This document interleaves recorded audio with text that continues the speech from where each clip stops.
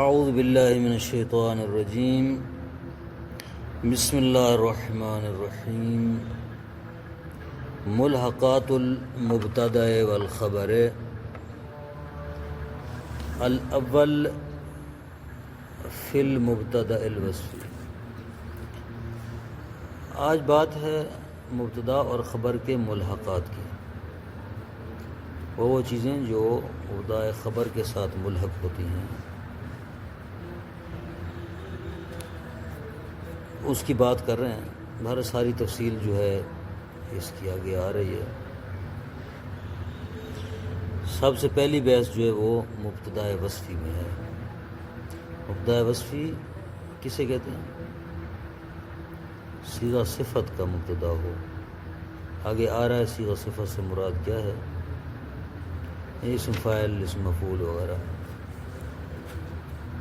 بیان یہ کر رہے ہیں کہ متى وقعت صفت بعد نفی، اگر صیغہ صفت نفی کے بعد واقع ہو، او استفہام یا استفہام کے بعد واقع ہو، وکانت عاملۃ فی اسم ظاہر، اور وہ صیغہ صفت کا عمل کر رہا ہو اسم ظاہر میں، اور ضمیر منفصل یا ضمیر منفصل میں، کانت مبتدا، تو اس وقت صیغہ صفت کا مبتدا ہوگا۔ وما بعدها مرفوعا، اور اس کا ما بعد مرفوع ہوگا، ٹھیک ہے، بہا، اس صیغہ صفت کی وجہ سے،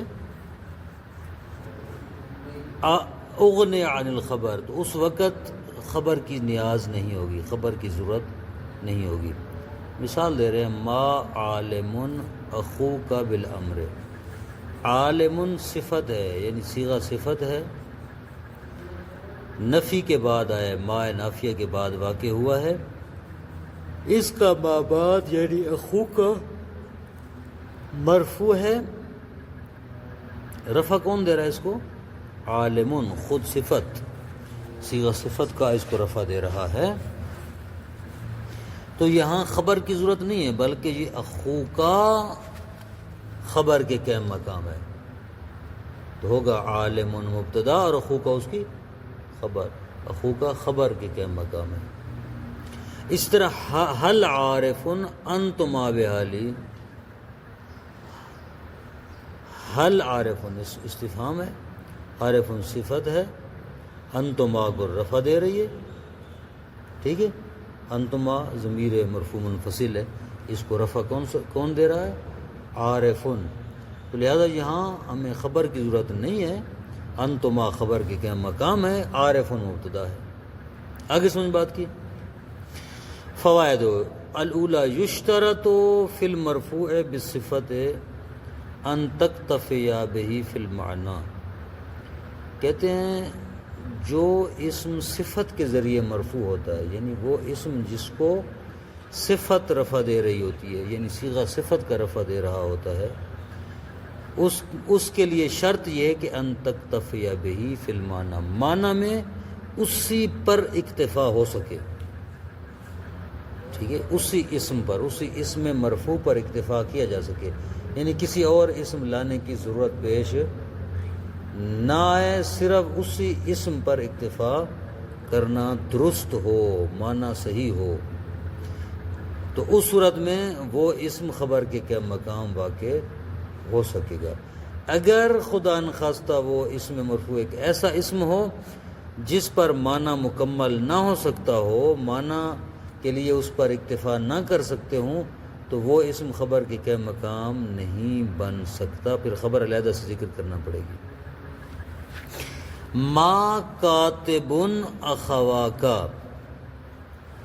فائدہ، ٹھیک ہے، یہ مثال ہے، ما کاتب اخواکا، اخواکا اسم مرفوع ہے جس کو کاتب رفع دے رہا ہے،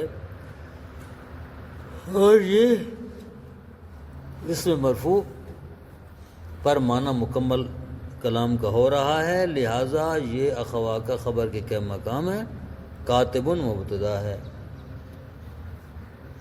فائدہ لم تکتفی بہ، اگر اس اسم مرفوع پر اکتفا کرنا معنی کے لحاظ سے درست نہ ہو، اکتفا نہ کیا جا سکتا ہو، جس طرح آپ کہتے ہیں ما قائم ابواہ زید لم تکن فی شیء من ذالک، تو اس وقت یہ خبر کے قائم مقام نہیں ٹھہرے گا، اس میں سے کوئی چیز نہیں، یعنی یہ احکام اس کے نہیں ہوں گے، یہ احکام نہیں ہوں گے، یعنی نہ تو اس میں صفت صیغہ صفت کا اس کو رفع دے گا اور نہ ہی وہ خبر کی قائم مقام بنے گا۔ کیسے؟ مثال سے سمجھاؤ۔ ما قائم ابواہ زید، کھڑا نہیں ہوا جس کا باپ زید ہے، جس کے والدین، ہاں، تو یہاں پر زید مبتدا ہے مؤخر، قائم خبر مقدم ہے۔ ابواہ کیا ہے؟ ابواہ قائم کا فعل ہے، ٹھیک ہے، یعنی یہاں پر ابواہ خبر کے قائم مقام نہیں ہو سکتا۔ ایسا نہیں ہوگا کہ ابواہ خبر کے قائم مقام ہو اور قائم اس کو رفع دے رہا ہو، ایسا نہیں ہے، بلکہ قائم رفعت اس کو دے رہا ہے، لیکن بنابر خبر نہ بلکہ بنابر فاعلیت، یہ ابواہ اس کا فعل بن رہا ہے۔ کیوں؟ اس لیے کہ ابواہ پر آپ معنی کا اکتفا نہیں کر رہے، جب تک زید آگے نہ لگائیں اس وقت معنی مکمل نہیں ہوگا۔ اگر ابواہ پر معنی مکمل ہو جاتا، اکتفا کیا جا سکتا، پھر تو ابواہ خبر کے قائم مقام ہو سکتا تھا، ہاں، اور قائم مبتدا کے قائم مقام مبتدا ہو سکتا تھا۔ جب ایسا نہیں ہے یعنی ابواہ پر اکتفا نہیں کیا جا سکتا، تو پھر ابواہ اس کی خبر نہیں ہے بلکہ اس کا فاعل ہے۔ زید مبتدا مؤخر اور قائم خبر مقدم ہے۔ اما اذا کان مرفوعها ضمیرا مستترا، اگر اس کا مرفوع یعنی صیغہ صفت کا جو مرفوع ہے وہ ضمیر مستتر ہو، جیسے زید لا واقف میں ضمیر ہے جو زید کی طرف پلٹ رہی ہے، ولا قاعد کی ضمیر ہے جو ادھر پلٹ رہی ہے، تو فتکون خبرا للمبتداء قبلها، تو خبر جو ہے مبتدا کی، ہاں، اس سے جو، ہاں، دوبارہ عرض کرتا ہوں کہ اگر صیغہ صفت کا مرفوع یعنی صیغہ صفت جس اسم کو رفع دے رہی ہے وہ اسم ضمیر مستتر ہو، یعنی ضمیر مستتر کو اگر صیغہ صفت کا رفع دے رہا ہو، جیسے زید لا واقف، واقف جو ہے یہ ضمیر مستتر کو رفع دے رہا ہے، واقف ہوا، یعنی وہ ہوا پلیٹری زید کی طرف، ٹھیک ہے، یا زید لا قائد میں ضمیر ہوا جو پلیٹری زید کی طرف۔ اگر ایسا ہو یعنی صیغہ صفت کا ضمیر مستتر کو رفع دے رہا ہو، تو فتکون خبرا للمبتدا قبلها، اس صیغہ صفت سے جو پہلے اسم ہوگا وہ خبر ہوگی مبتدا کی، ٹھیک ہے، نا عفن برعکس ہو گیا ہے، یعنی اگر ایسی صورتحال پیش ہے، دوبارہ اس کو بیان کروں، اگر ایسی صورتحال پیش ہے یعنی صیغہ صفت کا ضمیر مستتر کو رفع دے رہا ہو، تو وہ صیغہ صفت کا خبر بنے گی اپنے ما قبل اسم کی، اور وہ یعنی اس مثال میں زید لا واقف، اس میں لا واقف جو ہے صیغہ صفت ہے، یہ ہوا ضمیر مستتر کو رفع دے رہا ہے جو پلٹری زید کی طرف، تو یہاں پر ترکیب کیسے ہوگی؟ مبتدا کون سا ہوگا اور خبر کون سی ہوگی؟ کہہ رہے ہیں زید جو صیغہ صفت سے پہلے ہے یہ مبتدا ہوگا اور صیغہ صفت کا خبر بنے گی، یہی کہہ رہے ہیں فتکونو، تو پس صیغہ صفت کا ہوگا خبرا للمبتدا، مبتدا کے لیے خبر قبلہا جو صیغہ صفت سے پہلے ہے۔ المراد بالوصف اسم الفاعل والمفعول اسم الفاعل والمفعول والصفة المشبہۃ وافعال التفضیل والاسم المنصوب، 5 چیزیں ہیں۔ وصف سے مراد 5 چیزیں ہیں، یعنی یہ صیغہ صفت ہم کہہ رہے ہیں بار بار، اس سے مراد کون سی چیزیں ہیں؟ 5 چیزیں ہیں، اسم فاعل، اسم مفعول، صفت مشبہ، اسم تفضیل اور اسم منصوب، جس اسم کی طرف کوئی چیز نسبت دی گئی ہوتی ہے اسم منصوب کہا جاتا ہے، آپ نے پڑھا ہے۔ غیر انہ اذا کان الوصف مفعولا کان ما بعدہ نائب فاعل صادا مصد الخبر حل معذور اخوک۔ لیکن فرق یہ ہے کہ اگر وصف جو صفت ہے وہ مفعول ہو، مفعول معذور یعنی اسم مفعول، کانا ما بعدہ جو صفت جو وصف کے بعد اسم آئے گا وہ نائب فاعل، وہ نائب فاعل ہوگا، نائب فاعل ہوگا، صادن مصد الخبر، خبر کے کیا مقام ہوگا۔ مثلا حل معذور اخوکا، یہاں پر معذور وصف ہے لیکن اس میں مفعول ہے، اس کا جو مابعد اخوکا وہ نائب فاعل ہے، اس مفعول کا نائب فاعل ہے اور خبر کے قائم مقام ہے، ٹھیک ہے۔ یکون النفی والاستفہام بالحرف کما مرہ او بغیر ہی، نہ وہ لیسا منطلق اخوا کا و کیف جالس غلاما کا، کہتے ہیں نفی اور استفہام حرف کے ذریعے ہوتا ہے۔ پیچھے انہوں نے کہا تھا نا، وہ ایک بات انہوں نے بتائی ہے کہ جب صیغہ صفت کا نفی یا استفہام کے بعد واقع ہو، پہلے شروع میں متا واقعات صفت و بعد نفی نو استفہام، جب صیغہ صفت کا نفی اور استفہام کے بعد واقع ہو تو کہہ رہے ہیں کہ اس نفی اور استفہام سے کیا مراد ہے؟ کہتے ہیں نفی اور استفہام سے مراد ہے کہ نفی اور استفہام بالحرف ہو، یعنی حرف نفی حرف استفہام، ٹھیک ہے، کوئی اور چیز نہ، ایسے حروف جو نفی پر دلالت کر رہے ہیں یا استفہام پر دلالت کر رہے ہیں وہ مراد ہے، یعنی حرف نفی صیغہ صفت سے پہلے ہو یا حرف استفہام صیغہ صفت سے پہلے ہو، او بغیر یا اس کے علاوہ کوئی اور انداز سے حرف نفی استفہام ہو، اس کے بعد جو صیغہ صفت گائے گا وہ کیا ہوگا؟ عمل کرے گا اپنے ما بعد اسم میں، اس کو رفع دے گا اور وہ اسم خبر کے کیا مقام ہوگا۔ لیسا منطلق اخوا کا، مثلا لیسا منطلق اخوا کا، اب لیسا کیا ہے؟ لیسا حرف نفی ہے؟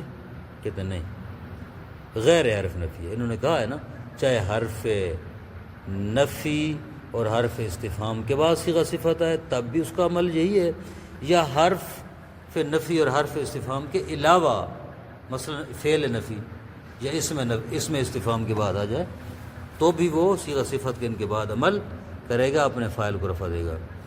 جیسے لیسا منطلق اخوا کا، لیسا فعل ہے، ٹھیک ہے، یہ صیغہ منطلق صیغہ صفت ہے، اخوا کا کو رفع دے رہا ہے۔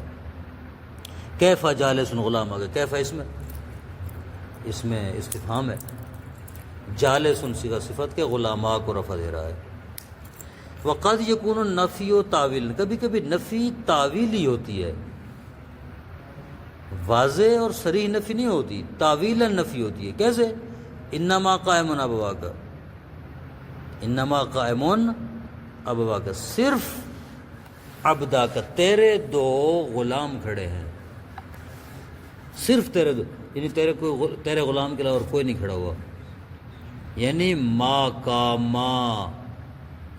قائم الا عبدا کا، کوئی کھڑا نہیں ہوا مگر تیرے دو غلام۔ انما قائم عبدا کا کو اگر منفی کلام منفی میں لے کر ہیں تو یوں بنے گا ما قائم الا عبدا کا، نہیں کھڑے ہوئے مگر تیرے۔ تو یہ انما قائم عبدا کا جو کلام ہے یہ کلام ظاہراً مثبت ہے لیکن یہ منفی سے مؤول ہوئی ہے، کلام نفی سے مؤول ہوئی ہے۔ غیر و ذاہب بنو کا، غیر و ذاہب بنو کا، غیر و ذاہب بنو کا یعنی تیرے بیٹے کھڑے نہیں ہیں، تیرے بیٹوں کے علاوہ کھڑے ہونے والا، کلام ظاہراً مثبت ہے لیکن منفی سے مؤول ہوئی ہے۔ اصل میں یہ کلام کیا ہے؟ اصل میں کلام ہے ما ذاہب بنو کا، تیرے بیٹے کھڑے نہیں ہوئے، ٹھیک ہے، تو جو ہے نا یعنی تیرے بیٹوں کے علاوہ کھڑے ہونے والا، اس کا معنی کیا ہے کہ تیرے بیٹے کھڑے ہونے والے جانے والے ذاہب یا قائم نہیں ہیں، ٹھیک ہے۔ تو ایسی کلام جو ہوتی ہے، جو کلام نفی معول ہوتی ہے، نفی سے معول ہو کر مثبت کی شکل میں ہوتی ہے، وہاں پر بھی صیغہ صفت کا اپنے ما بعد کو رفع دے گا، یعنی انما قائم یہاں کلام معول میں استعمال ہوا ہے، اپنے ما بعد کو رفع دے رہا ہے۔ اسی طرح غیر و ذاہبن میں بھی کہ ذاہبن بنو کا کو رفع دے رہا ہے۔ الا ان الوصف بعد لیس یکون مرفوعا بها الا انه اسمها والفاعل یغنی عن خبرها یا یغنی عن خبرها۔ خوب کہتے ہیں وصف لیسا کے بعد جو وصف ہے، یہ یعنی وہ صیغہ صفت کا جو لیسا کے بعد واقع ہوا ہے، وہ لیسا کے ذریعے مرفوع ہے، کیونکہ لیسا کس میں، لیسا منطلقن اخوا کا، اور اوپر والی بحث میں منطلقن صیغہ صفت کے کیوں مرفوع ہے، خود صیغہ صفت کا کیوں مرفوع ہے، ما بعد منطلقن صیغہ صفت کے بعد میں جو اخوا کا آیا ہے وہ تو منطلقن کے ذریعے مرفوع ہے، لیکن خود منطلقن کس کے ذریعے مرفوع ہے، کہتے ہیں یہ لیسا کے ذریعے مرفوع ہے۔ کیا تعلق ہے لیسا کے ساتھ اس کا، کہتے ہیں یہ لیسا کا اسم ہے، ٹھیک ہے، یہی بات کر رہے ہیں، یہ کہ لیسا کے بعد واقع ہونے والی وصف مرفوع ہوتی ہے لیسا کے ذریعے، کیوں، الا انہ اسمھا، اس بنا پر کہ لیسا کا اسم ہوتا ہے۔ اور فاعل کہاں گیا، کہتے ہیں الفاعل یغنی عن خبر، یغنی عن خبر، یہ جو فاعل ہے، فاعل وہ لیسا کو خبر سے مستغنی کر دیتا ہے، کس کا فاعل، وہی منطلق ان کا فاعل جو اخوا کا ہے، ٹھیک ہے، اس کے آنے کی وجہ سے خبر کی ضرورت پیش نہیں آتی۔ بعد غیر یجر بالمضاف، غیروں کے بعد جو صیغہ صفت کا ہے، غیر و ذاہبین، ذاہبین مجرور ہے، کیوں مجرور ہے، چونکہ غیر اس کی طرح مضاف ہے، علی ان غیر ہی المبتدا، تو غیر مبتدا ہوگی حقیقت میں، وفاعل الوصف اغنى عن الخبر، اور جو وصف کا فاعل ہے وہ خبر سے مستغنی کر رہا ہے، یعنی کیا، اب ان دونوں مثالوں کی ہم جو ہے وہ ایک مرتبہ ترکیب بیان کرتے ہیں، پھر بات ہو جائے گی۔ پہلی بات ہے لیسا والی، انہوں نے کہا کہ لیسا کے بعد واقع ہونے والا صیغہ صفت کا مرفوع ہوتا ہے چونکہ لیسا کا اسم ہوتا ہے، تو کہیں گے لیسا فعل، ہاں، منطلقن اس کا اسم ہے، اخوا کا منطلقن کا فاعل ہے، بس لیسا کو اب خبر کی ضرورت نہیں ہے، کیوں کہ اخوا کا جو فاعل ہے منطلقن صیغہ صفت کو موجود ہے، اس کی وجہ سے لیسا کو خبر کی ضرورت نہیں ہے، جبکہ لیسا کو خبر کی ضرورت ہونی چاہیے تھی نا، اسم الخبر۔ اسی طرح غیر و ذاہبن بنو کا، انہوں نے کہا ہے کہ غیرہ کے بعد جو صیغہ صفت کا آتے ہیں وہ مجرور ہوتے ہیں چونکہ غیر مضاف اس کی طرف، تو غیر و ذاہبن بنو کا، تو غیر کو کیا پڑھیں گے، کہتے ہیں غیر مضاف، ذاہبن مضاف الیہ، مضاف مل کر مبتدا، در واقع غیر مبتدا ہے۔